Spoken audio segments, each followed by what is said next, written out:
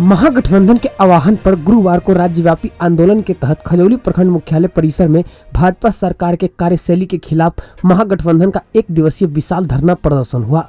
प्रदर्शन कार्यक्रम का जदयू प्रखंड अध्यक्ष रामबाबू सिंह की अध्यक्षता में हुई।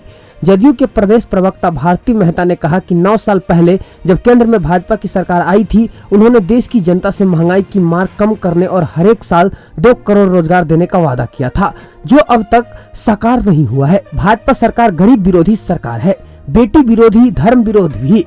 इस देश की जनता को गुमराह कर शासन करना चाहती है। देश की जनता आज चरम तबाही, बर्बादी, महंगाई, लूट, दमन, उन्माद, उत्पात और नफरत से दौर से गुजर रही है।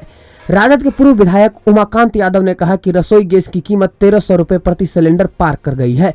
विगत 75 वर्षों में बेरोजगारी की दर भी अपने चरम पर है।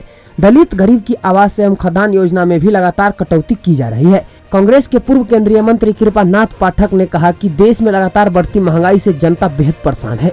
केंद्र सरकार द्वारा विपक्षी पार्टियों और सरकार के विरुद्ध करने वाले खिलाफ संवैधानिक संस्थाओं को लगातार दुरुपयोग हो रहा है।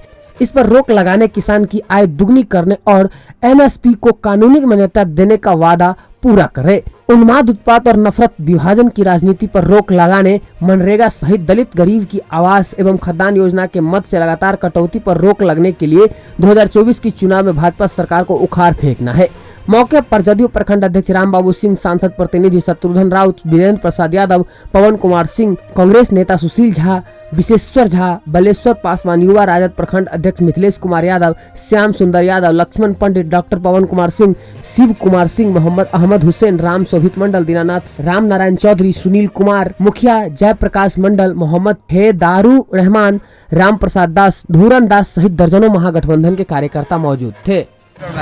ये केंद्र में आवाज़ है, केंद्र में जो अभी सरकार है, नरेंद्र मोदी की सरकार, नरेंद्र मोदी प्रधान है, इसलिए नरेंद्र मोदी की सरकार, ये आरएसएस की सरकार है।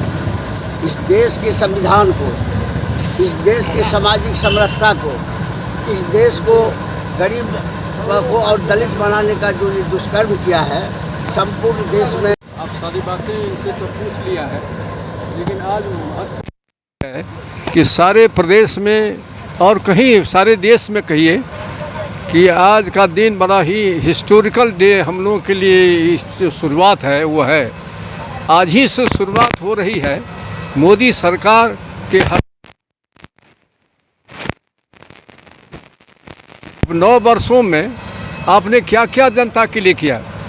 आपने जो वादा किया था कि जब हमारी सरकार होगी तो हम 2 करोड़ लोगों के नौजवानों को नौकरी प्रत्येक साल देंगे, तो वह कितने नौकरी दिया? नहीं दिया तो क्या कारण था, ये जनता पूछना चाहती है। इस माध्यम से एक ये है। दूसरा है कि एक महंगाई की बात थी, जिस समय में 500 के नीचे मिल रहा था तो उस समय महंगाई आपको लग रहा था, तो आप आंदोलन कांग्रेस के खिलाफ कर रहे थे। आज पर 1200 से ऊपर ये मिल रहा है। जिन लोगों को आपने सस्ते दर पर में या मुफ्त में आपने दिया था रिलीफ में, वो सारी चीज़ स्कीम को बंद कर दिया और इसमें दाम बढ़ा दिया। एक तरफ में उसका चूल्हा भी बंद हो गया, उतना क्रय शक्ति भी नहीं है कि उसको खरीद करके वो रसोई कर सके। इसी तरह से आप देखेंगे कि सारी जो उन्होंने वादा किया था 9 वर्षों में, उन्होंने उसका पालन नहीं किया। सिर्फ उतना एक ही बात कहता रह गया कि जो बातें पहले वादा किया वो भूल गया। लेकिन उसने इस देश के साथ जो अभी बता रहे थे कि जो हमारे संविधान है, वो संविधान का रचना देश की एकता और अखंडता की खतरा न हो, इसलिए कि विभिन्न तरह के समुदाय के लोग हजारों हजार वर्ष से पहले ये इस देश में रहते हैं और सभी भाईचारा में रहते हैं। वो हिंदू हो कि मुसलमान हो, सिख हो, ईसाई हो, सारे मजहब के लोग, हम लोग सब मिल के रहते हैं। तो इसलिए राज्य सरकार कैसी होगी, संविधान में उसका निर्माण हुआ कि भाई ऐसी सरकार होगी जिस सरकार का कोई अपना निजी धर्म नहीं होगा। निजी धर्म हो सकता है, सरकार का धर्म नहीं होगा कि हम माने हिंदू के मुताबिक चलाएंगे कि हम इस्लाम के मुताबिक चलाएंगे। हमारा ये नहीं मतलब था, इसलिए सेकुलर सरकार होगी, ये संविधान में है। तो और ये सरकार आई है तो सबसे पहले उस पर धावा बोला है और एक तरफ से लोगों के पास में नफरत या नाराज़गी या पैदा करके एक दूसरे से दोस्ती तोड़ने का काम किया है। जो समाज में एकता था उसको एकता को भंग कर किया है, जबकि सरकार का काम है देश को एकजुट रखना, उसका नेतृत्व करना। तो इसलिए इस पर हमारा है कि सरकार से पूछना चाहते हैं कि आप इस तरह से क्यों काम कर रहे हैं जिस देश से। आप हमारे मधुबनी न्यूज को फेसबुक पे देख रहे हैं तो पेज को लाइक करें, यूट्यूब से देख रहे हैं तो हमारे चैनल को सब्सक्राइब करें और बेल आइकन को दबाना ना भूलें।